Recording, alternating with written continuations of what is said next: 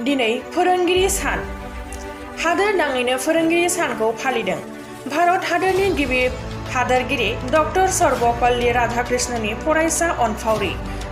आदर्श गोथौ सान्थौखौ लाना गंफ्रोमबो फरायसालियाव फोरोंगिरि सान फालिदों। बेखौ लोब्बा लाखिना हरिसिंगा इउएन एकाडेमियाबो सानसेनि हाबाफारिजों गाजा गोमजा फालिदों।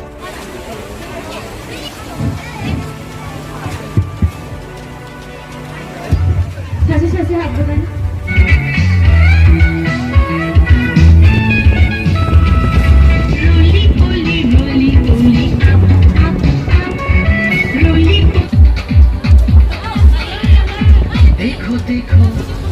क्या वो पेड़ है चादर ओढ़े या खड़ा कोई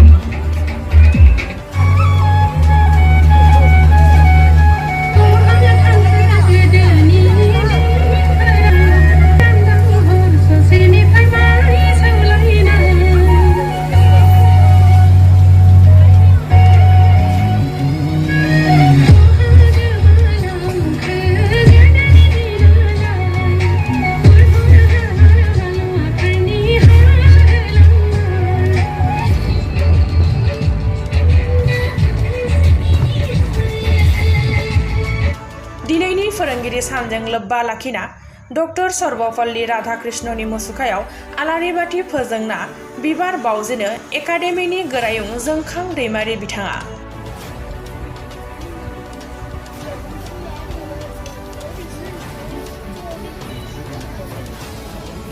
लोगोसे केक हाना फोरोंगिरि सानखौ आबुङै फालियो।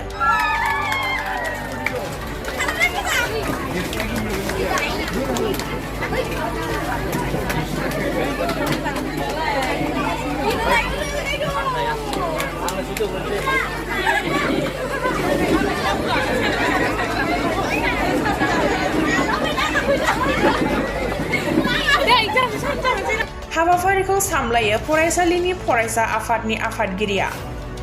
नुनो मोननाय जायोदि अदालगुरि हरिसिंगायाव गायसनजानाय बर' बिजोंनि फरायसालि इउएन एकाडेमियाव गासै फरायसा बिगोमा दिथागिरि फोरोंगिरि बिथांमोना बाहागो लायो। दा जोङो दिनै जोबोद रंजानाय मोनदों। मानो होनब्ला जोङो दिनै हरिसिंगा इउएन फरायसालिया दिनै जोंनि फरायसाफोरनि जि मोनसे दैदेननाय आरो गार्जेनफोरनि जि मोनसे गोग्गो मोनसे नारसिननायनि गेजेरजों दिनै इउएन फरायसालियावहाय जोङो मोनसे फोरोंगिरि सानखौ जों गाजा गोमजायै खुंनो हादों। बेखौ आं सिगांग्रो बरायग्रोदों। मानो होनोब्ला दिनै बे फोरोंगिरि सानखौ लोब्बा लाखिनानै दिनै जोंनि जि फरायसाफोरा फोरोंगिरिफोरखौ जेरैबायदि मान होदों,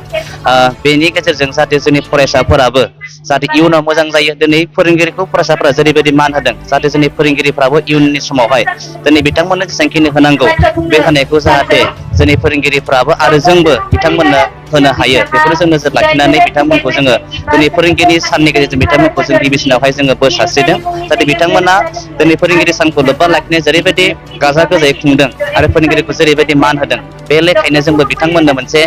गोग्गो आरो जों मोनसे क्वालिटि इडुकेसन जों होनो हायो। आं बेखौनो बिथांमोननो साबायखर बावहरदों। आरो जों दिनै जोबोर बाख्नायनांगोन दिनै इउएन फरायसालियाव दिनै हरिसिंगा बादियाव दिनै जों नायनायाव जों नुबोदों दिनै जोंनि सोरगिदिं माखासे इंराजि फरायसालिफोर दङ। दिनै इंराजि फरायसालिनि गेजेरावबो दिनै जोंनि इउएन फरायसालि जे प्राइभेट, बे प्राइभेटआबो दिनै जोंनि हरिसिंगा बिखायाव जेरैबायदि गाजा गोमजायै जोङो गावखौनो मोनसे इयुननि मुं बड'फानि मुंखौ लानानै जेरैबायदि जों गोग्गानो हादों, फैबाय थानाय समफोरावबो जाहाथे जोङो बेखौहाय जों मोनसे गोजौ थासारिजों लांनो हायो। दिनै बेखौनो जोङो नोजोर होबोदों आरो जों आसा खालामदों फैबाय थानाय समफोरावहाय दिनै जेरैबायदि जोङो खुंदों बेनिफ्राय जों जाहाथे साबसिन खुंनो हायो नामा, बेखौ जों नोजोर लाखिदों। नाथाय जोंहा दुखुनांथावा बेसो, जोङो इउएन हिसाबै जोंनि हरिसिंगायावहाय जेरैबायदि बेनि इनफ्रास्ट्राक्चारफोरा जेरैबायदि डेभेलप जानांगौमोन बेबायदि जायाखै। थेवब्लाबो जों आसा खालामदों फैबाय थानाय समफोरावहाय जोंनि ओनसोलनि माखासे मेलेमजिबि आरो जाय बिथांमोना दिनै बे फरायसालिखौहाय जि मोनसे थांखिजों गायसनदों, बे नोजोरखौ लाखिनानै फैबाय थानाय समफोरावहाय जाहाथे मोजां नोजोर नायनानै जाहाथे बेनि जि मोनसे डेभेलपमेन्टखौ जाहाथे मोजां खालामो। आं बेखौनो दिनै खौरां बिनि गेजेरजों बेखौनो खावलायबाय। बे समाव नुनो मोनदों जोंनि फोरोंगिरि सानजों लोब्बा लाखिनानै आं सोंनो नागिरदों जिहेतु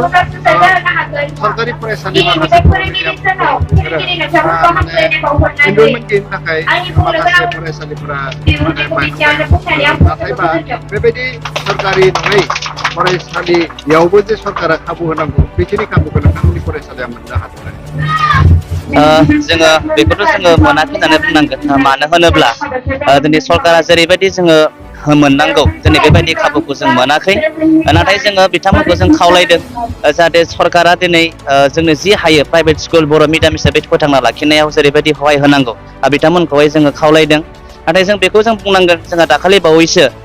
जोंहा इउपिपिएल सरकारनि जि मोनसे सरकार दैदेननाय बे दैदेननायखौहाय जोङो मोनसे खावलायदोंमोन जे जोङो इउएन फरायसालियाव जोंहा मोनसे डेस्क बेन्चनि मोनसे क्राइसिस बे क्राइसिसखौहाय जाहाथे दानि सोलिफुबाय थानाय जे सरकार जाहाथे बेयो सुफुंना फैयोबा मोजां जागौमोन होनना बुंनाय लेखायै जोंनि बिटिआरनि डिपुटि चिफ बिथां गबिन्द चन्द्र बसुमतारी सार बिथाङा जोंनो 10 जरा डेस्क बेन्च हरदों जों बेखौहाय जोङो बाख्नायनांगोन बिथाङा जोंनि बुंनाय लेखायै जोंनो होदों आरो जों आसा खालामदों फैबाय थानाय समफोरावहाय जोंनि जि मोनसे दाबि जे जों बिथांनो जि मोनसे जोङो मेम'रेन्डाम जों साबमिट खालामदों बेखौ जाहाथे फैबाय थानाय समफोरावहाय जोंहा सरकारनि दैदेननायावनो जाहाथे जाफुंलांगोन आं बेखौहाय बिथांनिफ्राय मोनगोन होननानै आसा फारियो फोरोंगिरि आरो फरायसा गोबां जेंनाजों भुगिनांना थानो गोनां जायो बिजाब मोननाय जोङो इउएन हिसाबै जोङो बेयावहाय बिजाबनि बेलायावहाय जोङो बेबायदि जों भुगिनो गोनां जायाखै मानो होनोब्ला जोंहा इउएनआहाय जोंहा एक्सट्रा मोनसे बर्ड दङ दा बे बर्ड थानाय हिसाबै जोंहा जिहेतु इउएनआनो मोनसे गाव निजा भाबे जोंहा बिजाब दिहुनो बे दिहुननायनि बेलायावहाय जों बेबायदि दासिम जोङो जेंना जेंसिजों जानो गोनां जायाखै नंगौ जोङो बिजाबनि जेंना जेंसिखौ जोङो नुबोदों जायफ्रानोखि सरकारि स्कुलावहाय दङ दा बिथांमोनासो बिजाबनि बेलायावहाय जों बे जेंना जेंसिखौ जोङो नुबोनायखौ मोनदों नाथाय जों इउएन हिसाबै जों गावखौ जों गोग्गाना बुंनो हायो जिहेतु इउएनआनो मोनसे एक्सट्रा मोनसे बेड दंखायो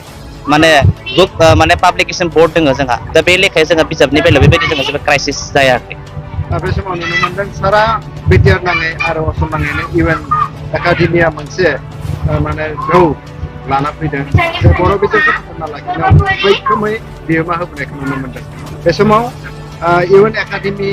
फरायसालिफोरा सरकारनि फारसे माबाफोर दाबि दङ नामा सरकारि खालामनाय बाबद निस्सय जोंहा बेयो जोंहा दाबि थाखागोन मानो होनोब्ला कारन जोङो बेखौ उपेन्द्रनाथ ब्रह्मनि मुङैनो जों बे स्कुलखौ जिहेतु जोङो गायसननाय जादों दा बे लेखायै जोङो दाबिखौ जों दैखांदों जाहाथे दिनै जोङो जेसांखिनि जोङो बड'लेण्ड सोमावसारबोबाय जों मोनफ्रोमबो सोमावसारनायाव जों बड'फानि मुंखौ जों लाबोनानै जिहेतु जों बे सोमावसारनायखौ जों खालामबोदों निस्सय जोंहा बिटिआर सरकारनिसिम बा आसाम सरकारनिसिम जोंहा बे मोनसे दाबि थागोन जे जोंनि इउएन जितु एकाडेमि बेखौ जाहाथे सोरखारि खालामो जों बेखौहाय जोंनिफ्राय दाबि बे अराय सम थाबाय थागोन फोरोंगिरि सानखौ लाखिनानै नोंथांमोननि फरायसा आरो फरायसानि दिथागिरि आरो बिगोमाफोरखौ मा आं नैबे समावहाय दिनै फोरोंगिरि सानजों लोब्बा लाखिनानै आरो जोंनि दिथागिरिफोरजों बेखौल' खावलायगोन जे फैबाय थानाय समफोरावहाय जोङो फरायसालिया जिबायदि मोनसे सोलोंथाइनि सायाव जिबायदि जोङो थिरांथा लागोन जिबायदि थांखि लागोन बे मोनफ्रोमबो थांखिफोरखौ जाहाथे फोरोंगिरिफोरजों मदद खालामनानै जोंनि बिगोमाफोरा गावबा गावनि गथ'खौ मोजां खालामनाय आरो फरायसालि दैथायहरनायाव जाहाथे फोरोंगिरिनि बुंनाय बायदि जाहाथे मैखोम बाहागो लायो आं बेखौनो दिनै नैबे फोरोंगिरि साननि दिनावहाय आं बेखौनो माने बिथोन हरगोन होननानै आं खावलायबाय रिजाल्टनि बेलायावथ' जोङो बुंनांगोन जोंहा थांनाय बोसोरावबो जोङो इउएन हिसाबै जोंहा नैबे हरिसिंगा ओनसोलावनो बयनिख्रुइबो टपार जों बेखौ जों लाखिनो हादों जोंनिफ्रायनो 75% हाइस्ट जों लाखिनो हादों आरो देग्लायबो जों आसा खालामदों जोंनिफ्रायबो बेबायदिनो माने 100% रिजाल्टखौ जागोन होननानै जोङो मिजिंथिनो हायो दासिम नोंथांमोननि फरायसालियाव साबेसे स्टुडेन्ट इनरलमेन्टआ बेसेबां दासिम जोंनि फरायसालियाव इनरलमेन्टआ गासै नार्सारिनिफ्राय लानानै क्लास 10 जों 135 दङ आरो स्टाफ हिसाबै जोंहा गासै 18 जन स्टाफा जोंहा 18 जन दङ आरो बेयावनो बे 18 जननि गेजेरावनो जोंहा सासे नन टिचिं स्टाफ जायखौ जोंहा सुगिदार होननानै जोंहा बेजों गासै 19 जन जायो मोनफ्रोमबो आयदानि फोरोंगिरिखौ लाखिनो हादोंना जोङो बेखौ जोङो गोग्गायै जों बुंनो हागोन जे जोंनियावहाय दिनैसिम जेसेबांखिनि साबजेक्टफोर दङ बे मोनफ्रोमबो साबजेक्टनि थाखाय जोंहा आलादा आलादा फोरोंगिरि दंजोबखायो दा बेखौहाय जोङो दिनै जों बाख्नायनानै बुंनो हायो जोंहा साइन्सनि बेलायाव जोंहा मेथ्सनि बेलायाव बा हिस्ट्रिनि बेलायावनो जा जों मोनफ्रोमबो साबजेक्टनि बेलायावनो जोंहा गुबुन गुबुन साबजेक्टआव जोंहा गुबुन गुबुन फोरोंगिरिफोरा जोंहा एभेलेबल दङ साइन्स लेबरेटरि आरो बेनि फारसे कम्पिउटार साइन्सनि बेलायाव मा मा दा जोङो दुखु गोनां जोङो दायो साइन्सनि जे लेबरेटरि जों बेखौ जोङो बेवहाय खालामनो हायाखै नाथाय जोङो कम्पिउटार जों गैयाब्लाबो जोङो नैबे समावहाय जों कम्पिउटारनि जितु क्लास बेखौ जोङो लाखिबाय थानाय जादों आरो फैबाय थानाय समफोरावहाय जोङो बेफोरखौबो जों मोनफा मोनफा बानायलांगोन होननानै दिनै जोङो खौरां बिजोंनि गेजेरजों जों फोरमायहरदों माखासे फरायसायाव सिगां मरेल सोलोंथाइखौ होनाय जायो औ जायो प्राइभेट हिसाबै नोंथांमोननियाव दंखायो बे बेखौहाय जोङो मरेल हिसाबै जों बेखौहाय जों होनाय जायो जोङो जेब्ला जोङो नार्सारियावहाय जेब्ला गथ'खौ जोंनि गेजेराव थिसनफैनाय लोगो लोगोनो जोङो जोंनि मरेल जिथु नलेज जायखौहाय बिमा बिफाया होयो बेखौहाय जोंबो माने फरायसालि हिसाबै जेरै फोरोंगिरिफ्रा जेरैबायदि होनांगौ बेखौ जों होयो मानसिखौ बोरै सिबिनांगौ मानसिफोरजोंहाय बोरै रायलायनांगौ बोरै थानांगौ बे मोनफ्रोमनि बेलायावहाय जोङो बिनि सायावबो जोङो माने एक्सट्रा मोनसे पिरियड लानानै जों बेखौहाय जोङो फोरोंनाय जायो। गाहाय आलासि महरै बाहागो लायो फरायसालि सामलाय आफादनि आफादगिरि रमेन रामसियारि बिथां आलासिया गावनि बिबुंथिजों फोरोंगिरि सान फालिनायनि सायाव बिबुंथि लाखियो। दिनैनि गोथार फोरोंगिरि सानाव साफ्रोमबो फरायसाफोरा फोरोंगिरि बिथांमोननो फारियै आर'नाइ, कलम, बिबार होना मान बावो।